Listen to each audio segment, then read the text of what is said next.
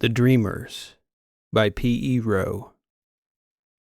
These beings are creatures of liquid. If they step out of their shells on this cold world, they will freeze. If they step out of those bunkers on that hot world, they will burn. Of all the kinetic spectrum, they exist entirely in the smallest window, the tiniest fraction of places in the universe. So they must be small and dream big. They must be able to make the small the everything. So said the sorceress at the beginning. And who was that sorceress but my younger sister Pyrrha? Of all the possibilities in the universe, surely I couldn't have predicted that. She was always in trouble with her section chief, but I never could have predicted that she'd become both a dissident and a sorceress. This life of ours is strange, even on a cold, lifeless planet like Nostrada. The first time I got called down to speak with her was no less than a month after her coming of age. She was shirking her mandatory service detail in the Arbor Division. Nobody knew what to do about it, because no one had ever done it before. Not like Pyrrha, consistently refusing, over weeks, to show up for duty and do her work. And nobody knew where she disappeared to, which was some trick in any minor barrow on Nostrada, but especially ours, a small ag group specifically dedicated to forestry. We had nothing but labs and residences, and we weren't even 2,000 people strong. There wasn't a person in gantry we all didn't recognize from 50 meters by their shape and how they moved. Nor was there a square centimeter in gantry we didn't know. Somehow Pyrrha had found a way to disappear without going out the airlock. Gon told me he couldn't find her. We didn't believe in surveilling ourselves as some of the other barrows did. Not in the residences and recreation spaces, at least. And we didn't have a citywide AI monitoring our movements. The freedom to reject such intrusions was one reason our grandparents' generation had struck out for millennia. Gon asked me to find her. He didn't even care to know where she was going or what she was doing, just that I convince her to show up for work. So I tagged her favorite bracelet and waited for her to skip work again. I couldn't have believed the lengths she was going to avoid her lab duties. According to the telemetry, she was in the exterior wall somehow. I didn't even know, but the barrow walls themselves were a prefabricated modular shell, hollow cubes welded together by automated bot labor, one barrow after another. There were 2 layers of these hollow walls that insulated us from the cold outside. Pyrrha was sneaking somehow into that external wall, where the temperatures were below freezing. I couldn't find a way inside myself, so I programmed a hummingbird I'd built to follow the tag and watch Pyrrha from a distance at her next scheduled work detail. My bot followed her to an exterior wall panel on the upper concourse in the residences, one level above our parents' flat, where she was still living. I have no idea how she'd engineered that trap door, but the design was ingenious. Some kind of combination of springs and magnets, and if you pressed in the right spot, the panel would tilt out from the bottom, and you could crawl inside the wall. That interior wall was a buffer between the outer wall, a half-meter wide or so, and cool, very cool, but Pyrrha wasn't in sight when I shined a light around. I realized that she must be in the outer wall, but I was shivering already, so I decided I should go back out, return to my flat, and get my dermal layer. I figured that she was doubtless wearing hers, otherwise she'd have frozen to death by then. At the wall panel, before stepping back out, I could hear voices and footsteps. I don't know why, but I decided I didn't want them seeing me climbing out of the walls. So I waited for whoever it was to pass, waited some more, and then stepped out into the upper concourse unobserved. Then, after I'd donned my external dermal layer, under my clothes to avoid attracting any attention on my walk through the residences, I crawled back into the walls, figuring it might take me some time to discover how Pyrrha was getting outside, into that exterior wall layer. It took me very little time to locate my tag signal on the other side of the wall, but I couldn't find the opening to that outer layer. After searching for nearly a half hour, I got so frustrated I went right back to the source of the signal, Pyrrha herself, presumably right on the other side of that thin boundary, and I knocked on it with my bare fist. At first there was no response, so I kept knocking. And then, after a few more persistent raps on the wall, a knock came back from the other side, and I saw the tag begin to move on the other side of the wall. I followed along, till finally she poked her head out from the other side of the wall. Her face was slightly glowing, lit by the eyewear she was using. "Pyrrha, what are you doing in there?" I asked her. "Dante? What are you doing in here?" "I followed you." "Did you tag my eyewear?" "Gan asked me to figure out what you were doing while you should be working in the Arbor Lab." "You do Gan's bidding, brother?" "I do my own bidding. It seemed a sensible thing. I thought you might appreciate my coming to find you rather than him, a friendly face to consider your side of the story, rather than your supervisor." "Are you going to tell him where you found me?" "That depends. You've been skipping out on your work detail, which is not my business. That's between you and Gan and your section chief. I am curious, though. What are you doing in there?" She sighed.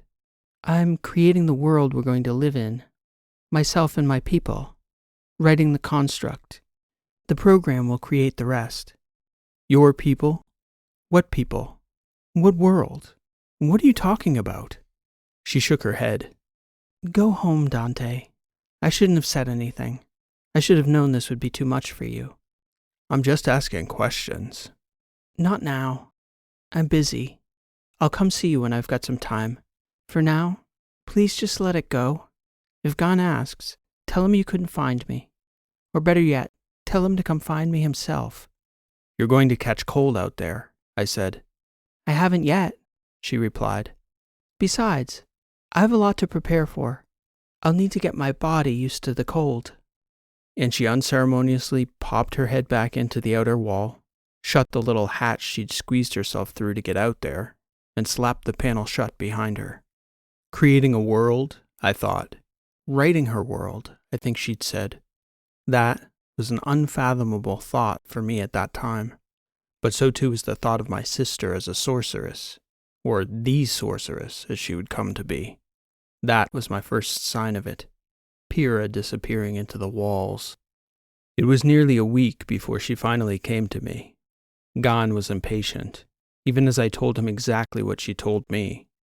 She'd found some way of avoiding him, perhaps the walls.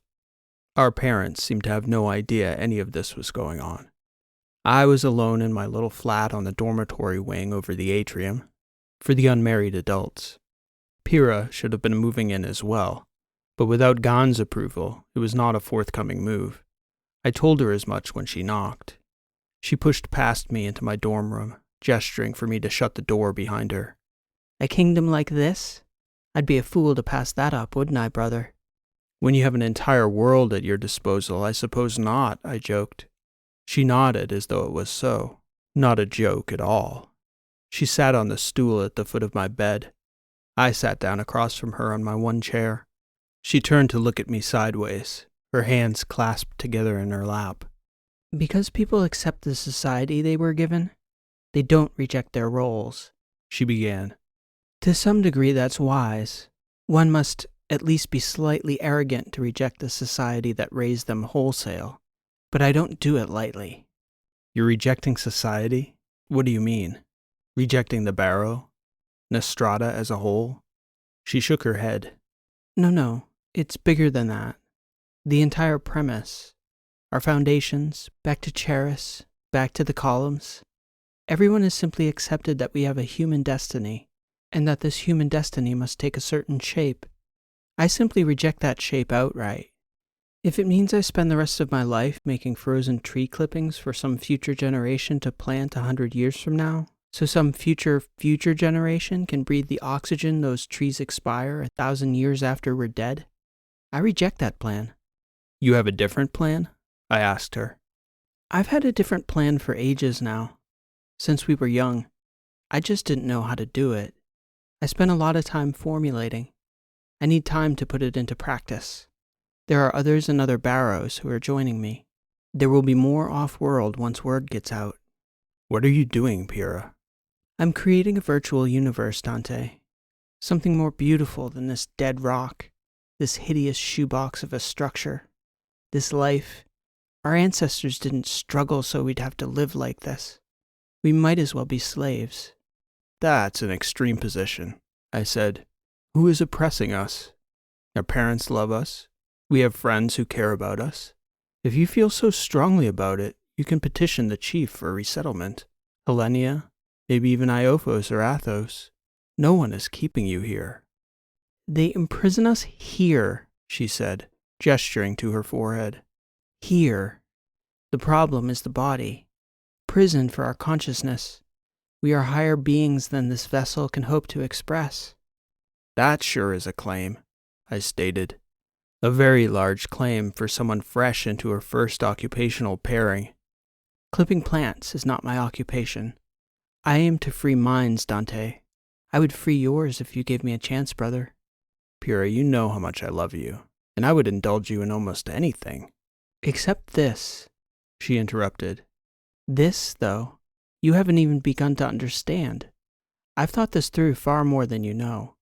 Would you try? I shrugged. You cannot tell anyone. It is critical that I'm able to design the construct and complete it before anyone finds out. They'll do anything to stop me. Who will? I asked her. Everyone.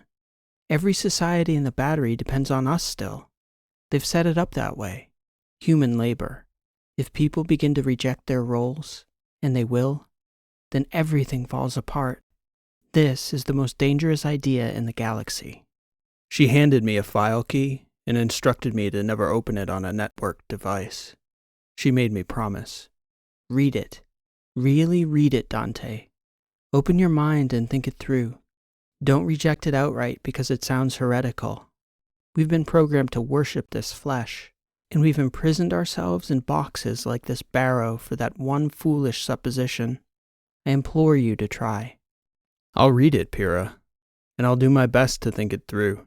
But you need to talk to Gon. I've run out of excuses to cover for you. She nodded and got up, and I swear the way she moved was different. Maybe it had been for some time, but I hadn't noticed it until then. Something regal in her bearing. Maybe it was just that she'd made something different and new possible in her own mind. Maybe she was free. I couldn't see it then. I read through her writings eagerly, hoping to understand whatever it was that was driving that divergent instinct. And that's what it did feel like to me, that some deeper force inside her was driving her mind, almost a compulsion. Her writings did show that. She scarcely seemed to fully understand what was driving her. Pyrrha certainly couldn't articulate it in any coherent way. It was almost an impressionistic manifesto, where she'd hit on a point, a clear idea, yet it would seem disconnected from any unifying strategy beyond the one: escape. There were other avenues for that, though, and, to my mind, she was desiring to escape us, her people, just as much as she longed to escape Nostrada or the work we were doing here. As I was reading, we met and talked often about our long vision, our roles building a society that would endure of the eons, not being so short-sighted as the peoples of old. It seemed selfish, Pyrrha's manifesto. I tried. I genuinely tried. I did find parts of her writings intriguing, though. It was very clear that she'd been captured by her imagination from an early age. I knew this about her, of course, but I never would have guessed the extent of it. She'd always been obsessed with role-playing games, especially the ones incorporating the fantastic elements of fictional stories from Earth. Dragons, goblins, wizards, elves, knights, kings and queens.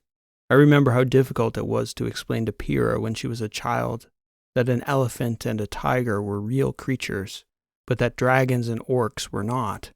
For they all seemed equally magical to a people living in a sealed container on a barren, lifeless rock like Nostrada. Even the idea of stepping out into a countryside was a magic only VR could provide us. She used her headset too much. That was always the consensus, from our parents, from our teachers, from her friends. That was the last part of her manifesto. Pyrrha was building a VR world, or at least she was trying to. A world where magic was as real as the horses and dragons and goblins and orcs. Of course, my instinct was to recoil, to be skeptical, to resist. Her actions went against everything we believed in. Most importantly, that humility demanded we accept the universe and our existence as it was, boundless, infinite, and beyond our control. Even as she placed rules, chance, and guiding principles derived from natural laws at the center of her world's design, it was still a human design. Yet she intended for it to be an alternative life, not a mere game to play for a handful of hours to put away when it grew tiresome. I was troubled, and I told her so directly. "Come with me, Dante," she asked. "You're such a great writer. You can help me to think of the pitfalls, to anticipate the problems before they arise.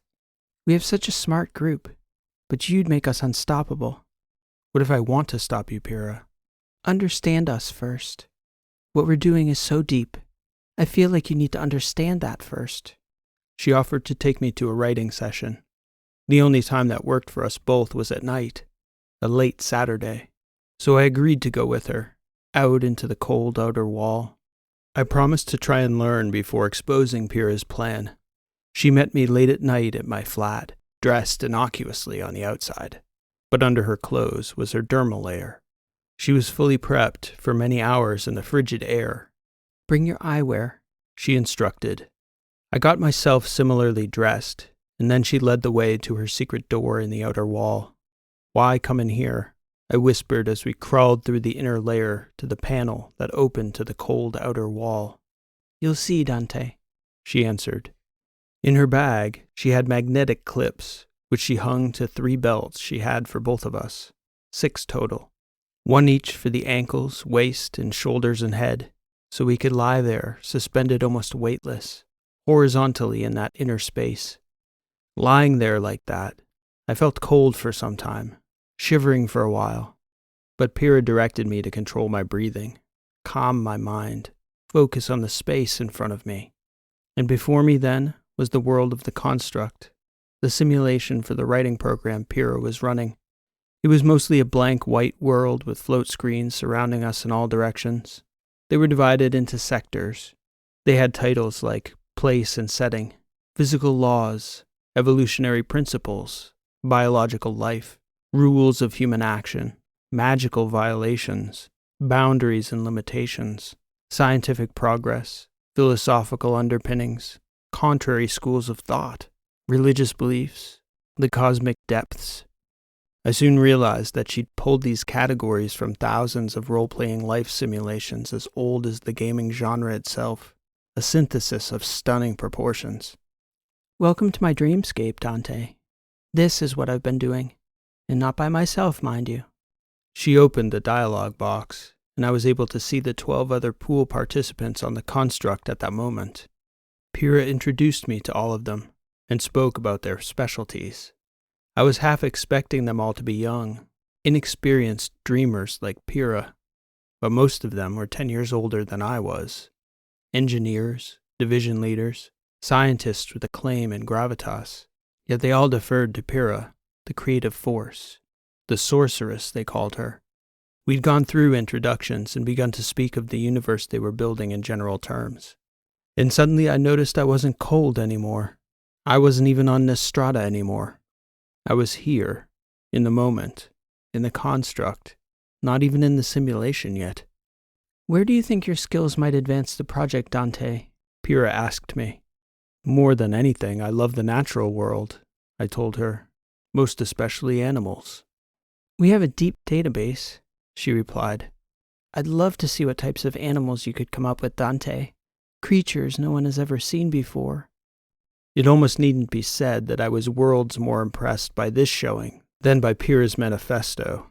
I even wondered why she'd shown me such a disjointed bit of philosophy to justify her actions in the real world, before showing me the fruits of it in the artificial one. But I began to understand so much faster than I would have otherwise.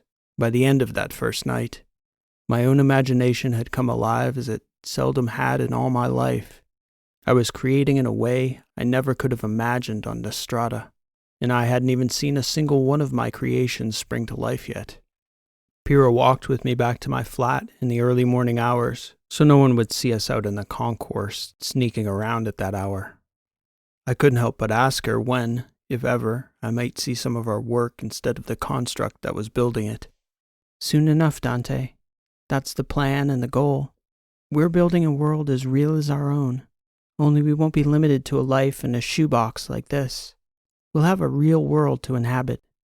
Suddenly, all those incomplete thoughts and impressionistic insights from her manifesto formed a picture in my mind.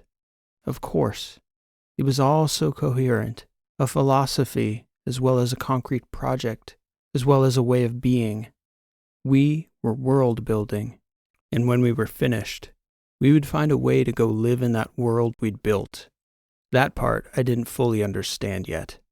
I didn't know about the mechanics of it, how we would live, where, what would happen to our bodies. But I was sufficiently convinced by Pyrrha's team that I believed those were surmountable problems. We could be there on Nostrada and elsewhere as well. I was convinced.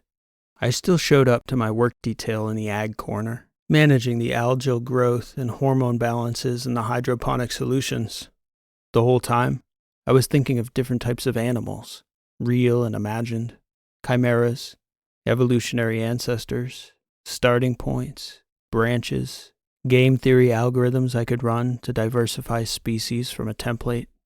My mind was so far off that I could hardly remember I was in the corner lab in the present. I'd sunk fully into my sister's other world. I was utterly captivated. By the end of that first week, she brought me back and told me that I could never work on the construct inside our barrow, as we couldn't risk someone in gantry discovering the project. After I'd promised this, absolute secrecy inside the walls, she initiated me into her order. They ordained me the Horsemaster, which I much preferred to the option they'd initially discussed, Dragon Master, which I found to be a little too fantastical for my taste. So began my journey, either a descent into a virtual wasteland, or an ascent to a higher plane of creative awareness. It all depended on the perspective of the judge. I chose to think of it as a great adventure, an illicit and secretive one at that. I'd never felt so alive. So there we were, Pyrrha and I, secret agents of a secret world we were building. Each day, a little at a time, sneaking off in our minds and with our bodies whenever we could, to build a new, beautiful, exciting frontier. The closest I came to getting caught was when my supervisor saw me browsing through animal inventories on my jump screen before I'd had a chance to load them on my glasses. He didn't care. As long as my work didn't suffer, he told me to indulge my hobbies all I wanted. Animals, he remarked, are a bit of a childish pastime. But I didn't care how it looked.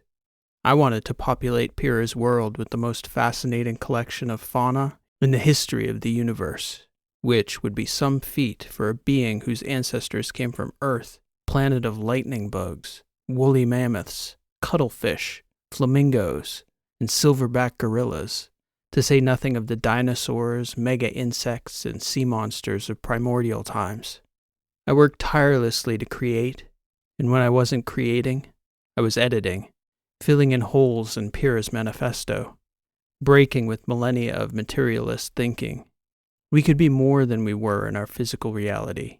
We could, in fact, transcend what we were in this world by bringing our spiritual selves into a plane where we could grow beyond our environment, into a boundless space, limited only by our imaginations and the construct interacting with us, which we were designing to be fluid and adaptable, a worthy dance partner that moved to our lead. Pyrrha, too, was growing. She expanded, not just in the scope of her work building her world, but she grew in esteem. The way she brought the group together, a natural leader. The sorceress was coming into her own before us. All she needed was the time to complete her blueprints, and then we need to build the infrastructure to support her universe, somehow, without anyone on Nostrada finding out what our plan was. It was heretical, the rejection of the colony, denying our duty to terraform the real by forming an entirely new universe on a digital world within. Of course, that world would need a computational substrate, and that substrate had to be situated somewhere on Nostrada. We knew this. We also knew it needed a tremendous amount of computing power, an AI that could run the root commands of the universe we were building, and we needed to find a way to plug our minds into this sub-universe.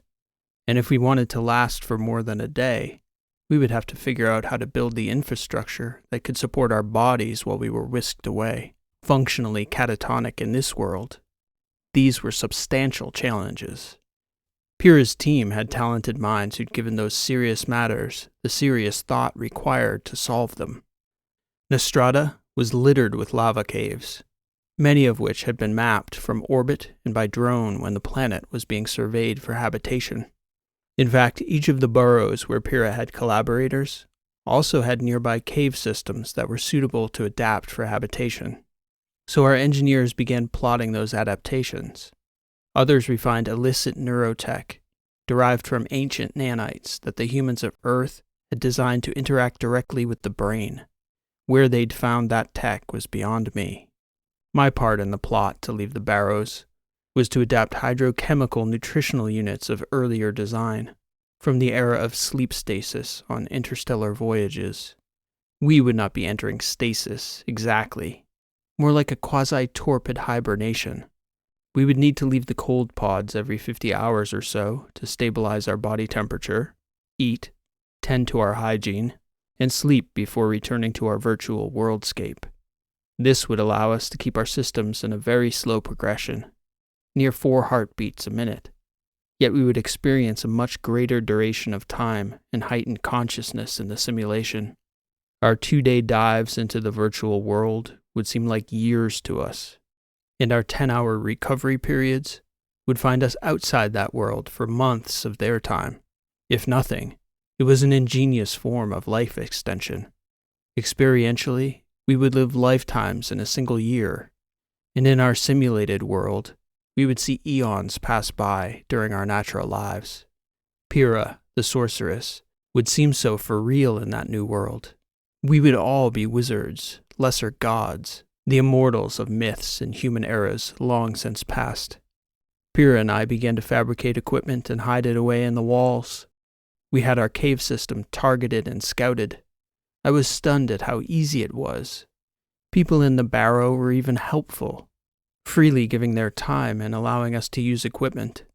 They surely would have refused any help if they knew what we were up to. But what Pyrrha and I were doing was so unthinkable, it didn't even occur to anyone that we were doing anything they would have considered wrong. Even Gan, who had largely given up on Pyrrha ever being a productive citizen, just viewed her as a harmless heel-dragger, a daydreamer who would rather be playing games than doing work. He couldn't shift his mind to even envision Pyrrha as productive, much less a literal world builder. And here she was plotting the most audacious coup imaginable, complete with an entire alternate universe and the infrastructure on Nostrada to support it. In his defense, if I didn't know, I'd never in a million years have thought this was possible, not the true shape of things. It was just Pyrrha and I the first time we went out. We touted our expedition as an adventure challenge, a brother-sister bonding experience. We retrieved our stashed gear from the wall and crept out in the dead of night.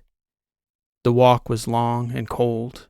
I couldn't help, though, thinking how beautiful the desolation of the frigid landscape was. When the sun was up and only slightly above the horizon, the snow, dry and light, blew over the icy surface of Nostrada in waves that seemed to dance together. Symmetry that could only be randomly generated by either wind or mathematical algorithm. Those same winds cut through our outer layer, down through our dermals, through our own skin, to our bones. We shivered and shook. If it hadn't been for the heaters in our boots and gloves, we'd both have lost our fingers and toes to the frost. It took us 3 days to walk it, but we got there with enough power remaining to put up a drone to map the inner cave walls. It was more than sufficient for us to build our own little barrow, a troglodyte civilization of demigods. All we had to do was seal it off, set up our equipment and float tanks, and we would be set to transport our consciousnesses to our preferred plane of existence. Even when slowed, the body, seat of consciousness, required a tremendous number of accommodations. The technology of stasis suddenly became more shockingly apparent. All cell function, quintillions of chemical reactions, had to be slowed, stunted, placed on hold. All we were doing was extending the body in a hypothermic state, while the mind ran on a combination of brain plus nanotech interface. Still, we needed heat, food supply, power, environmental filtering, air scrubbers, hygienic water filtration, and a dozen other complex systems, as well as the processing power and AI to balance them all. This was to say nothing of the physical hardware. Pyrrha decided all this was too much for the two of us to manage, so she devised a recruiting scheme, starting a recreational gaming group within the barrow. A tactic she directed our co-conspirators and other barrows to adopt. It was doubly clever, as it gave our AI a chance to secretly run and troubleshoot versions of the epochs, working out major wrinkles in the game world that could be repaired before migrating the low-resolution alternative universe into the actual program. We ran these gaming groups for months, secretly recruiting. From our group of 10 in the Gantry Barrow, we brought 2 into our confidence, Isbel and Olseth Ruth, a brother and sister, slightly older in age than us, but both were still unattached to families and similarly disaffected by our manner of life here on Nostrada. And when we showed them the deeper version of the game, the full universe construct, they were so captivated by the idea. There was hardly a moment in their lives that wasn't consumed by bringing Pyrrha's virtual universe into being. We ran tests on all the gear, computational, bodily, environmental, and then, nearly 4 years after I'd first crawled into the walls with Pyrrha, it was time for us to go. 4 of us disappeared one night into the dark of Nostrada, fully intending never to return again. Pyrrha's world was now our world. And there, hidden in the obscurity of that cavern system, the 4 of us built our small portal to our distant universe. 4 years of planning turned into 2 weeks of assembly. Pyrrha, appropriately, was the first to go in. We all agreed that the first trip into the new world should be a brief one. 4 hours for myself and the Ruths to test and monitor the life support systems while Pyrrha was inside. 4 hours for her to explore the earliest human ages of her world, and we waited breathlessly while her body, accustomed to the cold as it was, floated in a gentle state of catatonia in the frigid water, the soft pulse of the respirator humming repetitively over the minutes we watched her inert body for the slightest sign of trouble. Exactly 4 hours to the second from the moment she drew her first submerged breath, Pyrrha gasped, twitched through her whole body, and pulled herself up to the surface of the water, shivering profoundly, wide-eyed, looking around the room as though she was struggling to orient herself. It took us some time to help Pyrrha settle her mind again. When she'd warmed up enough to finally talk, she didn't have much to say. There are no words for what we've done, Dante. Rosa is so indescribably beautiful. Nothing can make it known to you until you experience it for yourself. We couldn't go with her, though, until we were certain the reacclimation process was safe, and returning here so hypothermic that she could hardly stand was not safe. We had to assume there would be no help so that each of us could safely get out of the tanks on our own. So we programmed the tanks to restore our normal body temperature at the end of each cycle. We sent Pyrrha in another 4 times before we were satisfied that we'd honed the process adequately. Then it was time for more of us to join Pyrrha in our new world. Isbel volunteered to sit out the first cycle, while Olseth, myself, and Pyrrha went back to Rosa, the world our sorceress named for the ruby color of the sun as it rose and set each day. And it was true, words did the experience no justice. I felt, genuinely, the first time I appeared in the countryside, that my entire life had been lived fraudulently. I instantly knew that this environment, artificial as it still was an actual human environment. Having grown up on Nostrada, in the Barrow, was like having grown up in an entirely fake setting. A horizon, when I came to a clearing and could see across the landscape, just that visage was a miracle, as awe-inspiring as any cosmic vista. The green of the woods, so rich, pulled my eyes in every direction. And there were smells: dirt, leaves, flowers, bark. I had no idea if those smells were accurate, but they felt real to my bones. The singing birds sounded as they did from recordings and from bots. Yet here, there was no question whether they were real, even though I'd designed them myself. On my first day walking, I encountered one of my creations, a wood fairy. She was a glowing yellow sprite with the wings of a dragonfly and the face of a tiny little person. She could not speak to me, but she followed. She was intelligent, I could see. She showed me the way to a village where my sister had first arrived in these lands several years before. There, I was greeted by dwarves who spoke an odd form of our language. They were cheerful and welcoming. They sang songs around a fire into the evening as the sun went down, a piercing red that spoke right to my soul. All this was what we'd been building. It was a cascade of miracles. I wandered for months through the villages and the countryside, looking for signs of Pyrrha. I asked for her by name, leaving my own name wherever I went. It took me nearly a year before I heard of a mysterious sorceress living in a keep along a mountain pass to the north. All these places, these new names. I wondered how the people here kept all of them straight in their minds. The world was so expansive. It took me days to ride to the foot of those mountains. I finally found Pyrrha's castle. Inside, she was hatching dragons from eggs, which she kept warm by placing beside stones heated in her hearth fires. She was ever so careful. Magic, she told me, begins in the mind. It takes discipline and practice. You have it in you too, brother. Most of the people then were still cave dwellers. Simple villages were only just beginning to pop up in the countryside. The age of dragons is beginning now, Pyrrha said. It will be thousands of years before the wars begin. I'd like to see this world before anything happens to it. I want to see every last animal in its natural habitat. Be a wandering wizard who talks to the animals, Dante. That would suit you. I was nearly a month into my first journey when I woke for the first time back in that tank in our cave on Nostrada. I wasn't overly cold. I was able to stand, remove the respirator, eat, take care of my hygiene, sleep, and prep my body for another 2 days in the water. I was alone all that time. All seemed well, possible. Our world was just opening to us, and I couldn't wait to go back to Rosa.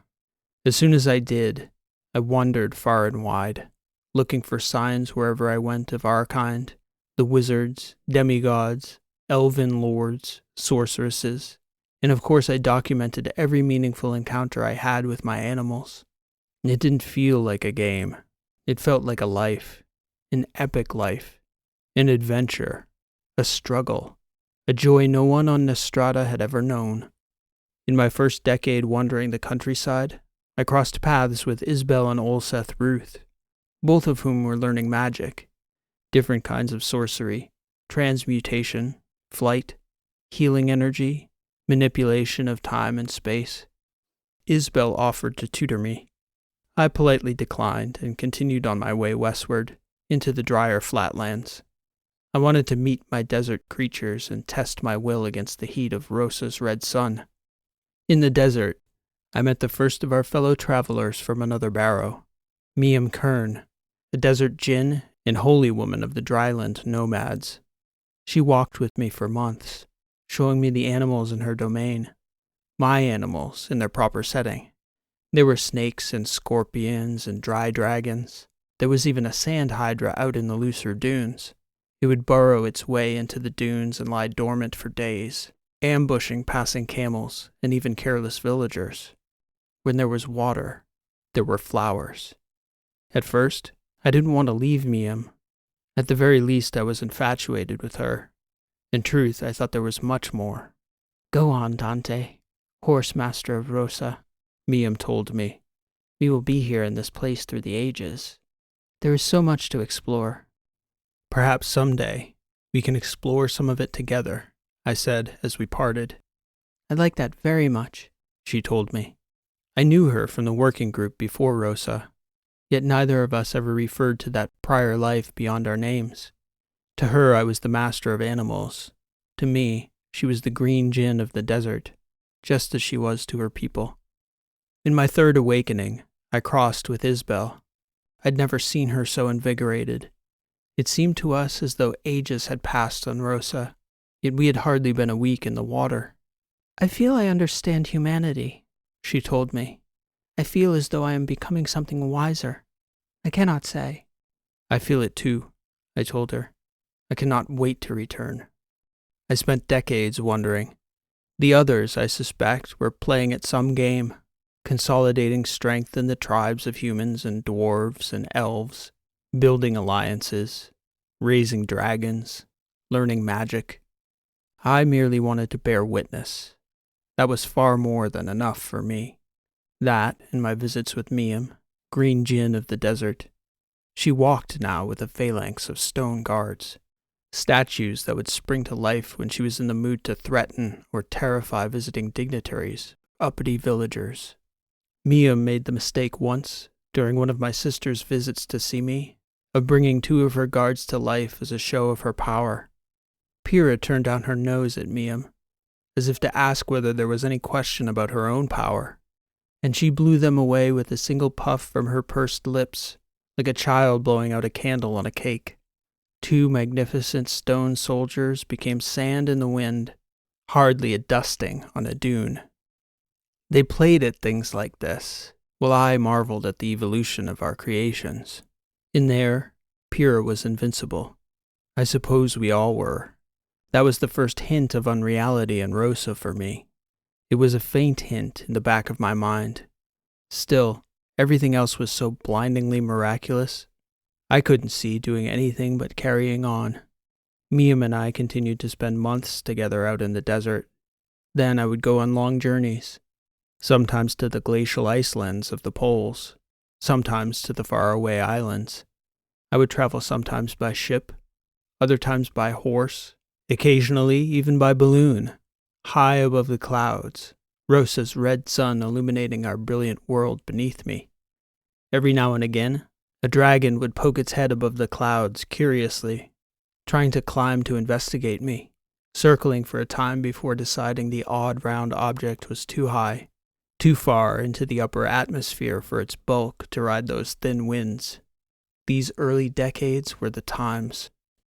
I began to lose track of how long we'd been in our new world, so I began during my bodily maintenance hours to scratch out a notch in the rock for each time I came back. That way, we could see, in solid stone, how long we'd been away from Nostrada while we passed the decades and eventually the centuries on Rosa. Every bit of it seemed as ideal as Pyrrha had envisioned. So as the ages progressed, none of us demigods protested or complained. We continued to play in the world as we each saw fit. For most of our fellow travelers, the affairs of people, in which category I include the dwarves and elves and such creatures as took on the many attributes of humans, these were the happenings that captured the interest of my fellow demigods. They invested their energies in the kingdoms and empires, their rising and falling. Some took an active part, immortal pharaohs, deified within a pantheon of imaginary beings beside them. The Ruths and their spouses were the godheads of an immensely powerful empire in the north. That empire waxed and waned as Isbel and Olseth gained and lost interest in being glorified by their subjects. Pyrrha, of course, reigned in legend over all, goddess sorceress of Rosa, mother of order and chaos, the wind that came down from on high. When I could persuade Miam to venture out of her beloved dry desert to visit my sister in the mountains, we would discuss the movements of the peoples, how the waves of civilizations were washing over one another on that particular day.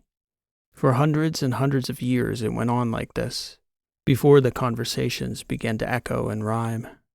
Then came the cataclysm, volcanic ash in the sky, blotting out Rosa's sun for a winter of ages.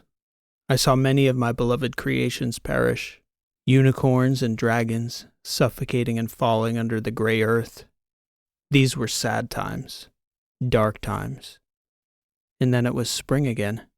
By then, the elves were only legend. The little creatures of the forest were the thing of stories and children's tales. Dragons only held power in the hearts of the people who believed they were once here with us. Even the gods retreated into the quiet landscape, while the humans grew in power and industry. I saw Pyrrha then, back in our cave on Nostrada. She was naked, her ribs exposed. She confessed to me that she was too fatigued to dress herself sometimes in these days between. Her mind, though, was not fragile. It was ancient. I helped her back to the tank after she'd slept and eaten and bathed. I caught her looking at my wall, covered in scratches now. My calendar, I stated. I figured that was you, Dante. I never asked about it in the mountains, she said. Curious we never speak of this place and that. Has it been so long? Several years now. I suppose if they were ever going to come for us, they would have come by now, Pyrrha said, smiling. I don't suppose Gantry needs a sorceress and a horse master all that badly. Someone else can clip your trees, I told her. In 1,000,000 years, this world will never hold a forest as beautiful as the most mundane patch of Rosa. Such a declaration, brother. Give it time. Time seemed something we could give in abundance, yet it slips away still. It slips away. I helped her back into the water and waited for the droning hum of the respirator to indicate Pyrrha's body was safely sleeping. Then I walked to the wall to mark out a place for this interlude. Almost too many to count now. My mind was cloudy. I picked up the stone, and I found myself struggling to lift it. I had to wonder, had it grown heavy? It was the same small stone. Was it that the marks were growing higher and higher on the wall? No. The obvious was true. I tried to reach without the stone, and I found that my very arm, a much heavier object than the stone, my own arm was difficult for me to lift. I was nearly breathless. I knew we were fading. I would have to think of ways to accommodate for this decline in the next few months on Rosa. We were all declining. I did return, and I discussed our weakening mortal selves back on Rosa with Miam. She didn't want to talk about it. She told me I was smart enough to solve the problem by myself, and instructed me to do so and be quiet about it. She didn't like to think of that place. More nutrient concentration in our food, not so appetizing to begin with, but I could vouch for myself that I was eating it and still declining. I had ways to boost the density, and there were ways to boost the function of the nanotech in our bloodstream that would help improve our muscle tone, averting further atrophy. Yet it should have been doing so already. That was a puzzle. I pondered this as I walked, all the way to Durena, where Enzo Russell sat as sovereign dominus of the High Guch, a hard human clan turned empire that sat on the border of dark lands that used to be orc territory in distant times. He enjoyed dark theatrics. He was also the most knowledgeable partner we had in the mechanics of medical nanotech. He was almost in denial. "The nutrients, Horsemaster," he told me. "That is all that will be necessary to restore us. If you tend to your business, we will be fine. That is all I have to say about it." I'd walked for months just to see him, and he dismissed me like that without so much as offering this wandering traveler a meal. So I decided to return to Miam in the desert, walking mostly, though occasionally I did call a horse. And through all that time, thinking of our very real problem in that real world, the one outside Rosa, it put the lie to the notion of the trees and birds, the sun and stars, and the people here, with all their wars and tribulations and joys and sufferings. For the first time, they rung hollow. When I returned to Nostrada, I made my adjustments, checked on my sister and the Ruths, making sure that all was well in their tanks before submerging my body and my consciousness again. Yet again, it was difficult to make my mark on the cavern wall. When I returned to Rosa, I tried to forget Nostrada, but I found I couldn't help but think about the problem, and the longer I thought about it, For years on Rosa, I found the problem I was thinking about wasn't the problem I thought I was thinking about. Nutrients, atrophy. No. I couldn't help but notice the world around me wasn't real. The dangers weren't dangers. The wonders, then, no longer seemed so wondrous. I walked among the non-peoples of the countryside with the wisdom of ages. They looked at me as a god. But if they weren't real, what was I but a fraud? If you cannot learn that in millennia, you can learn nothing. The truth is the only real thing. It ate away at me, and when I saw the others, I saw it in them too. Quietly, beneath the skin, in the passing of the eyes. Miam possessed a certain sadness about her, and she would lie to me and tell me it was the tides of time, the sadness of seeing her desert peoples pass by, one generation over another. The joys were never quite as joyous. It went on like this for years, decades maybe. So long, I'd almost forgotten again. We knew each other well by then, of course. So when something on Rosa surprised us, it came as a shock. The witch of the woodlands, who lived in the forest valley along the southern foothills of our sorceress's mountains, was a steady soul. She had dominion over the fairies and centaurs in the old days before volcanic ash had remade the landscape. She haunted the men of the plains who came to take too much of her forest without proper deference. So it came as a shock when my sister saw an entire strip of forest logged bare by the woodsmen. The towns of the northern vale began to grow at an alarming rate, and nothing was heard from the witch. We knew her first as Gabriella of the Barrow Thorn, yet we still preferred not to use her real name. The others from Thorn were spread over the continents of Rosa, and we were still some centuries from a genuine industrial age, so it would have taken months to contact them. I conferred with Pyrrha as to whether the use of magic was warranted in this advancing pre-industrial stage of Rosa's development. She could have gone for a walk, brother, Pyrrha insisted. There's probably nothing to worry about. When she returns, she will punish the men of the woodlands for their greed and arrogance, and that will be that. In her eyes, I could see the self-deception. Pyrrha didn't believe it, and she didn't believe that I believed it. When I returned to the desert, I found Miam alone in the sands. She was despondent. "What has happened, my love?" I asked her. "Some of my people have forgotten their offerings." I had no people, just animals, so I never quite understood why this brought her any joy in the first place. These modest offerings were a tradition from the early days when she wielded magic, drifted on the wind, walked with stone monoliths as her guard, filtered her voice through the vibrating sands, called for monuments to be built in her name. Her people's small sacrifices gave her peace, demonstrated their appreciation and love for her, displayed their gratitude as they passed their lives under her watchful eye. The heart of a lamb, a coconut, a wreath of jade flowers. These seemed so insignificant to me. Now their absence had brought Miam to tears. She was nearly inconsolable. "What am I doing wrong, Dante?" she asked me. "I give everything I have to them." The obvious question became whether that was enough, but she was so distressed I didn't say it. Whose lie is it when the speaker won't utter a truth he knows you can't bear to hear? Of them all now, it was Miam. I knew it had gone too far. By then, though, it couldn't be brought back. There was talk among some of the traders, the nomads on the spice trail. They spoke of missing Hyrrea, goddess of the upland plains. Their offerings went unclaimed, left to spoil on the altar. Those rumors brought talk of Algath, war god of the ice tribes, who was absent from their conclave at the break of the spring frost.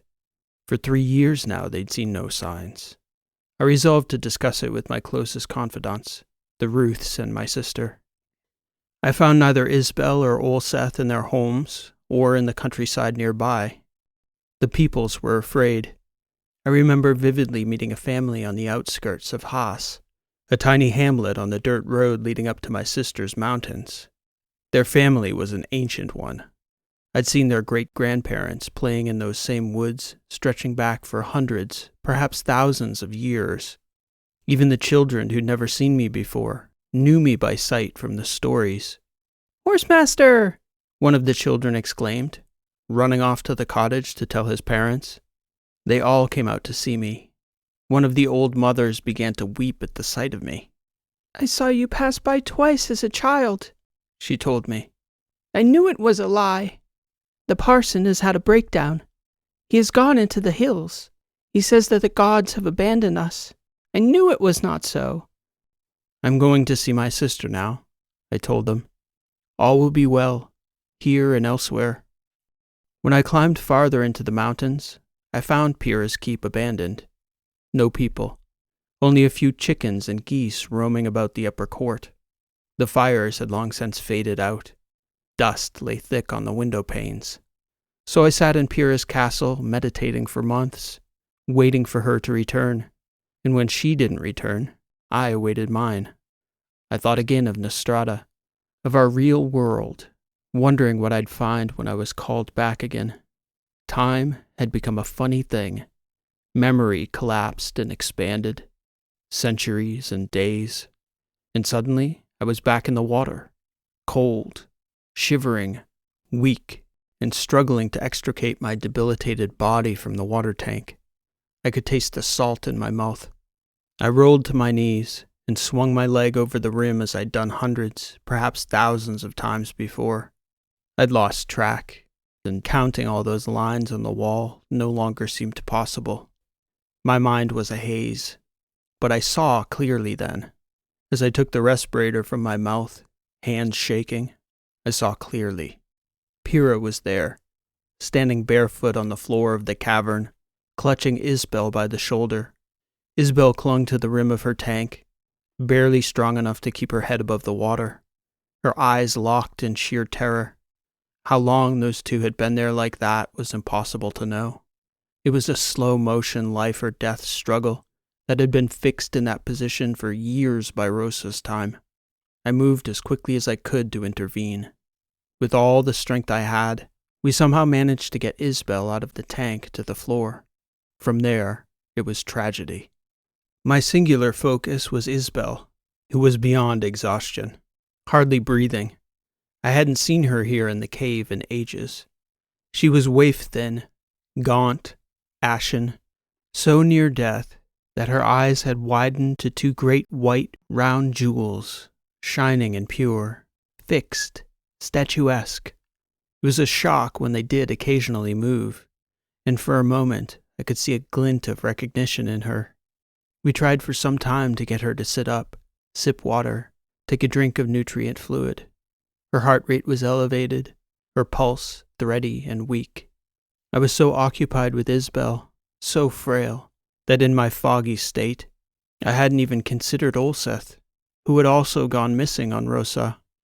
Only then did I catch a glimpse of Isbel's brother, still in the tank, his respirator off his head, his body submerged, fully drowned, lifeless. He was just as Isbel would have been if Pyrrha hadn't come back when she did, somehow managing to cling to Isbel for hours, maybe days, until finally I returned and was able to assist. Now, I could do nothing. I was no god here. I looked down at my emaciated hands and saw tendon, knuckle, and bone. The air I gasped for hardly settled in my lungs before I was expelling it. I was confused. Was it the air? Should I try to check our systems? Improve the atmosphere? No, I thought. This was beyond us now. All I could think to do was call for help. To Gantry. Call and hope they could make it here in time for Isbel. Someone, too, had to take care of Olseth's body. And in our state, Pyrrha and I together couldn't have taken him from the water. It was over now, Pyrrha's dream. We didn't speak. We waited. Together, we waited. Rosa was no more. All their gods had abandoned them. I cannot vouch for Pyrrha in that moment. We said little then and have spoken little of those dark moments since. Was it hours? Days? It's hard to say how long it took for them to rescue us. Time. Our wits. Nothing was reliable, with the exception of the people of Gantry. our people. Out from the barrow they soldiered, into Nostrada's barren wasteland, and they found 3 of their own, long presumed dead, unrecognizably emaciated. The scene was so far beyond their comprehension that we soon stopped trying to explain. They stopped asking. There would be time for all that later, provided the 3 of us survived. When I had my mind about me again, days later, I had my first genuine look at myself in a mirror. I looked no different than I had during all those returns, at least toward the end, those final scratches on the wall. And I saw now what I could not see then, because my mind was so infused with the memory of my self-conceived image from Rosa. I could see reality now. I was several days into recovery, and I was still a walking corpse. How long had I been like this?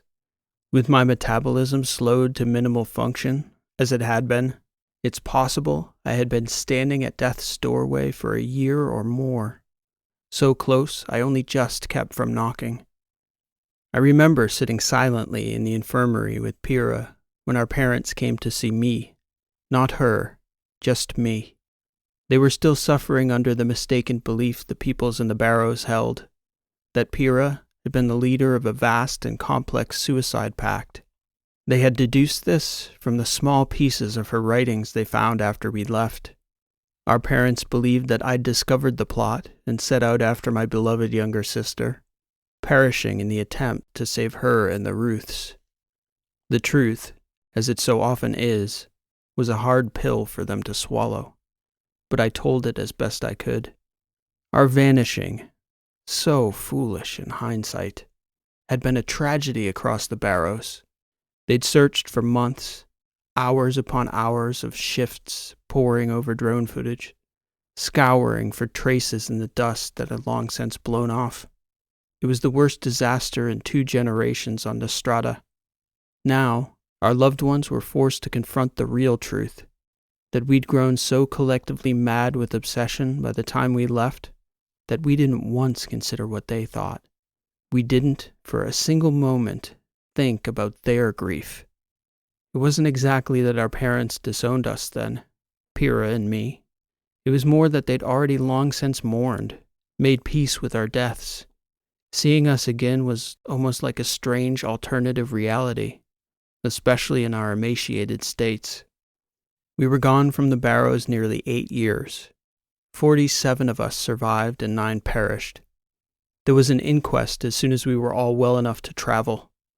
To the extent that there was a criminal justice system on Nostrada, there was nothing to prosecute. Everyone who left with us did so of their own free will. Pyrrha did not strong-arm or deceive anyone, and, as we finally came together in one place in the real world, I can say, of all the myriad emotions I saw expressed among us, regret was certainly not prominent. Sadness, grief for our lost friends, certainly. But we did not regret the millennia we'd shared together on that world, wherever it was now. It was there in the Barrow Nestane where I first set eyes on my beloved Miam in the real world. She looked so frail and so different, but I knew immediately it was she by her eyes, the way they gazed back at me. Here was my wife of 1,000 lifetimes spent in the sands of the desert together. I'd spent just as much time thinking about her while I wandered alone in the countryside. We kissed and cried and held each other, grieving our lost friends, those brother and sister gods we'd known through the eons who would never return again. The people on Nostrada began to call us Rossans. I think they meant it derisively. But to us, the term instilled a strong upwelling of nostalgia and camaraderie. Together, we were something no one else on Nostrada could ever be. Few in the Barrow Nestane even approached us. The chiefs asked one of us to speak at the inquest. Naturally, we turned to Pyrrha. The hearing was held behind closed doors. Even we Rossans had no idea what Pyrrha would say. Since our return, she'd been quiet, pensive. Still, though, we all had confidence in her to speak for us. Pyrrha spoke for less than a minute, and when she was finished, no one had anything to add. Pyrrha had said what could be said. I and none of us consent to your judgment of us. even as we are grateful for your help and your concern," Pyrrha began. "But you are incapable of judging us, for you cannot know anything of the lives we've lived. We are beyond your capacity to imagine, and therefore to comprehend. One must understand something to judge it faithfully. I would only ask that you make arrangements for us to be removed from Nostrada as soon as possible. We cannot remain. No matter how hard we may strive to readjust, it would be impossible for us to be anything but a distraction at best. But far more likely, we would become a strongly subversive force. Even in silence, our quiet presence would speak truths that cannot even be unspoken in a place like Nostrada. We Rossans will better serve humanity elsewhere." It seemed the chiefs of the Barrows had been thinking the same. Within the day, word came to us that they had secured passage to Hellenia for all us Rossans. It was an odd and muted goodbye. So many friends, so familiar so long ago. Family who mourned us yet again. For them, perhaps, it was far more difficult than for us, for we had all seen hundreds of generations of people we cherished recede into memory. This generation now was our first again, the one we'd selfishly bid farewell to eons before, without ever saying our goodbyes. Now we said farewell to them forever. In transit, there was some discussion among us Rossans as to our future. Again we turned to Pyrrha, who quietly had been giving the matter considerable thought. "With the wisdom of ages comes an understanding of the place of each small thing," she told us. "And hard wisdom has taught us that here, we are now small things again. I can see myself today, a tiny speck against the backdrop of time. Still, though, I can ignore the chaos of the day and see the turning of the eons, as we all can. I have been thinking on what we all are, what we have all learned, lording it over an entire planet for millennia. We learned the horrors humans can inflict on each other, and we were all called upon countless times to heal the people in our lands. We know this art, even without any magic in our hands. Most of our magic was knowledge and anatomy anyway. We still have those, and people still have their tendency to treat each other as they always have, even our contemporaries, even in space. I suggest we dedicate ourselves to this. We must be humble people again, for we cannot be gods in our own galaxy." As we arrived, the backstory of how it all began might have been inconceivable to the billions there on Hellenia. How a small group of 47 impoverished refugees would come to operate the largest fleet of hospital ships the galaxy had ever known in a few short years, serving all sides in the expanding war, without discrimination, with unflinching courage, and with no expectation of safety or reward. The story itself, though, was very brief. My sister and I, with nothing but our name, went to the registrar in the capital of Gracia and convinced the magistrate to waive the fee to incorporate a Hellenian charity.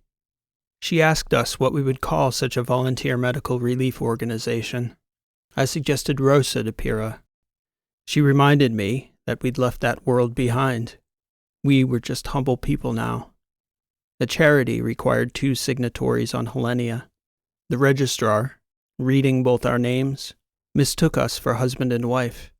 "Mr. and Mrs. Semistrata, why don't we call your organization the Semistrata Foundation as a placeholder until you settle on a permanent name?"